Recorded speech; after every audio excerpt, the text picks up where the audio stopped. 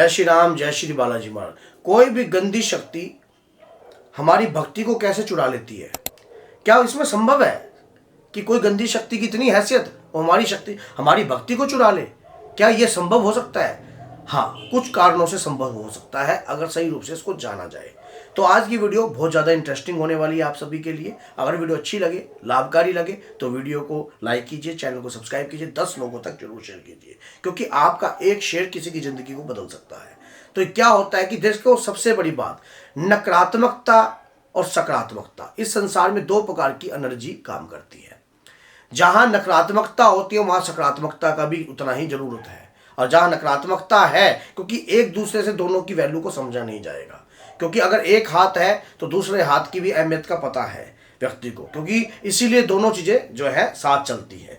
इसीलिए अगर आपके घर में आप भक्ति पूजा पाठ कर रहे हो तो मलिन तत्व जो आपके घर में विचरण करता है वो आपकी पूजा को खराब करता है, ताकि आपके घर में टारगेट पर ये चीजें जो है भेजी जाती हैं।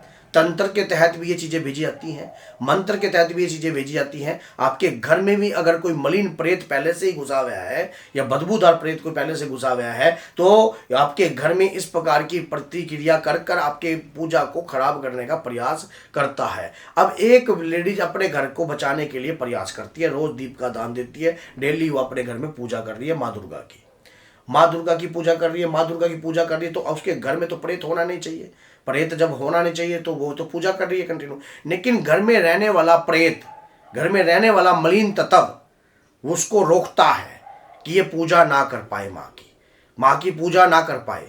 क्यों? कहीं ना कहीं अगर वो पूजा आप करते हो तो आपके घर में आपके पति के शरीर पर बैठकर गलत विचार आपके प्रति करवा देगा।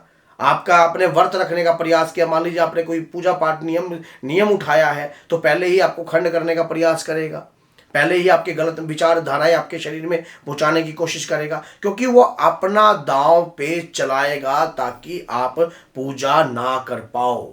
अगर आप फिर पूजा करते हो तो फिर आपके पुत्र के शरीर पर बैठकर घर में दुराचारी कार्य उत्पन्न करेगा। मीट, अंडा, शराब, दारू, इस प्रकार का पति या बच्चों के शरीर पर बैठकर चीजें प्रयास करती हैं ताकि आपकी पूजा खंड हो जाए। संकल्प लेकर कोई पूजा करने का प्रयास करते हो, संकल्प की दृढ़ इच्छा उस संकल्प वाले पूजा में होती है, लेकिन उसके बावजूद भी व्यक्ति का मनोबल गिर जाता है, क्योंकि आप उस गहराई की बात को समझ नहीं पाते हो कि कोई प्रेत ऐसी चाल कर रहा है, क्योंकि वो आपको दिखाई तो दे नहीं रहा है। अदृश्य रूप से शक्ति वो जो है काम कर रही है, और काम कर रही है आपकी पूजा को खराब करने के लिए, आपकी पूजा को ताकि मलिन करने के लिए। अब कुछ ऐसा कार्य भी होता है तो जो कि टारगेट के ऊपर ये चीजें की जाती हैं। जैसा कि मान लीजिए आपके ऊपर कोई तंत्र हुआ है, कोई तंत्र मंत्र प्रतिक्रिया रूपम क्रियाएं जो है आपके शरीर के ऊपर हुई हैं। अब मलिन तत्व आपके घर में कोई कुपित वायु जो है घर के मुख्य द्वार के बाहर खड़ा दी जाती है आपके घर में, ताकि दुराचारी कार्य जो है उत्पन्न हो। आप किसी देवी देवता का आह्वान करते हो, कुल देवी देवता का आह्वान करते हो, या पितृ देवता का आह्वान करते हो, या कोई भी अपने इष्ट देवता का आह्वान करते हो, कुछ भोग प्रतिक्रिया क्रियाएं आप निकालते हो, तो वो पहले ही ऐसी मलिनता खिला देता है कि वो भोग जो है देवी देवताओं तक पहुंच ही ना पाए। लेकिन ये चीजें टारगेट पे होती है। मैं ये नहीं कहता कि सभी के घर में ये चीजें होती हैं। ये गंदे प्रेत टारगेट पर भेजे जाते हैं, मलिन प्रेत टारगेट पे होते हैं, या कोई गंदी शक्ति कहीं से लगी हुई होती है बदबूदार। अगर आपके घर के बाहर लैट्रिन पेशाब डाल दिया जाए तो क्या घर में आप प्रवेश करोगे? नहीं करोगे। इसी प्रकार से बदबूदार चीजें आपके घर के मुख्य द्वार पर छोड़ दी जाती हैं, जिसके तहत व्यक्ति घर के अंदर प्रवेश नहीं करता है। जब व्यक्ति घर के अंदर प्रवेश नहीं करता है तो ये गंदी एनर्जियां आपके परिवार को, आपके घर को खराब करने का पूर्ण रूप से प्रयास करती हैं। इन शक्तियों को रोकने के लिए क्या कार्य किया जा सकता है, कैसा कार्य किया जा सकता है? क्योंकि वो तो टारगेट पे भेजी हुई है, वो तो चाहती है कि आपका परिवार जो है खराब हो जाए, आपके परिवार के ऊपर नेगेटिव एनर्जी का साया बना रहे, आपके घर के अंदर गंदी एनर्जी का साथ बना रहे, आपके परिवार के ऊपर जो है ये चीजें आपका दिया हुआ भोग देवी देवता प्राप्ति ना कर पाए, आपकी पूजा खंड हो जाए, क्योंकि उनका कब्जा चल रहा है। मान लीजिए आप अपने घर में 20 साल से रह रहे हो, तो 20 साल से अगर आपको कोई आपका घर का लड़का घर से बाहर निकाले तो आप कैसा फील करोगे? ऐसे ही जो कोई प्रेत आपके घर में काफी लंबे समय से रह रहा होता है, तंत्र के तहत भेजा हुआ है, चाहे किसी तरीके से भेजा हुआ है, लेकिन रह तो आपके घर में रहा है। अगर उसको निकालने का प्रयास आप करते हो या उसे हटाने का प्रयास आप करते हो तो वो गंदी एनर्जी आपके घर को छोड़ती नहीं है, आपको आपके घर को रोकने का प्रयास करती है। ऐसी अवस्था के अंदर व्यक्ति समझेगा कहाँ से, पूजा पाठ को कैसे जानेगा, कैसे समझ पाएगा। ऐसी अवस्था में व्यक्ति जो है समझता नहीं है, उसकी बुद्धि और विवेक जो है बिल्कुल जो है थिल हो जाते हैं, उसकी बुद्धि विवेक काम नहीं करते हैं ऐसी अवस्था के अंदर। ऐसी अवस्था के अंदर तो व्यक्ति तभी समझ सकता है जब उसे इस बात का पता लगे कि वाकई में कोई प्रेत है मेरे घर में और उसको मैंने अपने दिमाग से तोड़ना है। और गुरु के सानिध्य में आप इस चीज़ को जल्दी समझ सकते हो, गुरु के सानिध्य में रहोगे तब जाके आप इस चीज़ को जल्दी समझ सकते हो। अगर आपके घर में भी कोई ऐसा प्रेत है जो आपको तंग करता है और आपकी पूजा, आप पूजा तो बहुत कर रहे हो और पूजा आपकी लग नहीं रही है, तो वो कहीं ना कहीं आपकी पूजा का भक्षण हो रहा है, आपकी पूजा खराब कर रहा है वो। लेकिन भगवान के प्रति करी हुई पूजा याचना कभी भी किसी भक्त की व्यर्थ नहीं जाती। अब आप कहोगे गुरुजी आपने तो दोनों बातें बोल दी।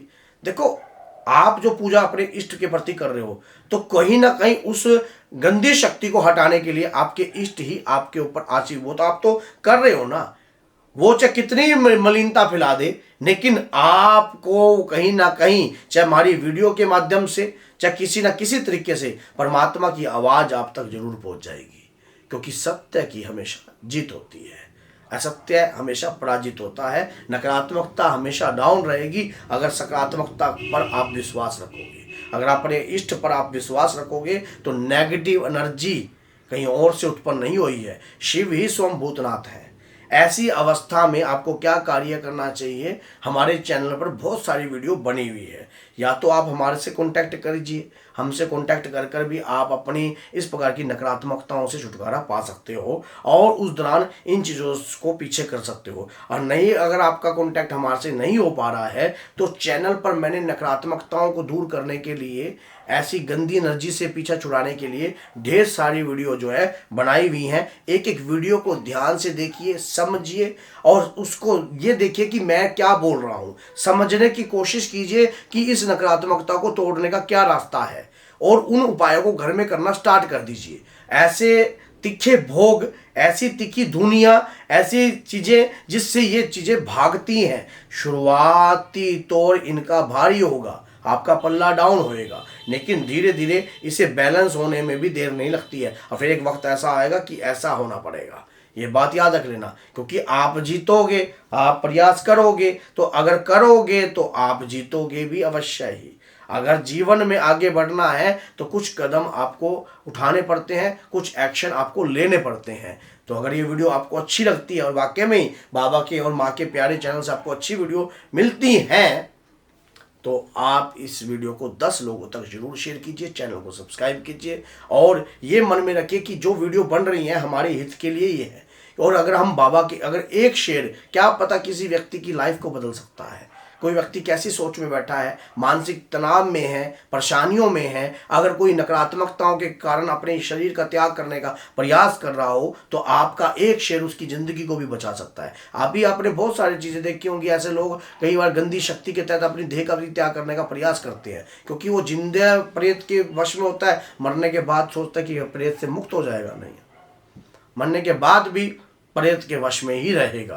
तो इसीलिए अगर ये वीडियो सामने आती है उस ऐसे व्यक्ति के तो वो अपने आप को बचाने का प्रयास करता है, सही राह पर चलने का प्रयास करता है ताकि उन चीज़ों से लड़ सके। और मोटिवेशनल व्यक्ति ही चाहिए होता है ऐसी चीज़ों से लड़ने के लिए, और हम आपको पूर्ण ताकत देंगे, आपका साथ देंगे ताकि आप इन प्रकार की चीज़ों से मुक्त हो सके। तो बोलिए जय सीताराम, जय श्री बालाजी महाराज, जय माता दी।